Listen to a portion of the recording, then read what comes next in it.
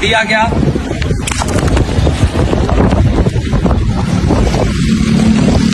ये allotment letter दिया गया कि आप जाएं। मैं 1 करोड़ रुपए दे चुका हूं। हलीम खान की ये सोसाइटी है पार्क व्यू,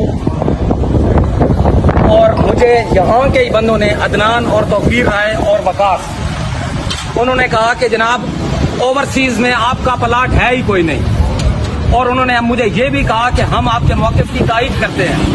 इसके बाद मुझे ये देखें, इसके बाद ये देखें, एक मिनट पीछे प्लीज, ये देखें चीफ जस्टिस साहब, ये देखें चीफ जस्टिस साहब, ये देखें चीफ जस्टिस साहब, चीफ जस्टिस साहब, ये देखें हम लुट गए। ये देखें आर्मी चीफ साहब, खुदा का वास्ता हम लुट गए। आर्मी चीफ साहब, आर्मी चीफ साहब, आर्मी चीफ साहब, खुदा का वास्ता है। आर्मी चीफ साहब हम लुट गए। 1 करोड़ रुपए मैं दे चुका हूँ।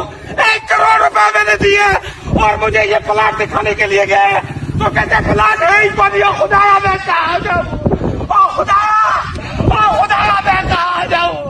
या अल्लाह, ओ या अल्लाह, ये क्या हो रहा है मेरे साथ? या अल्लाह, 1 करोड़ रुपया मैंने दे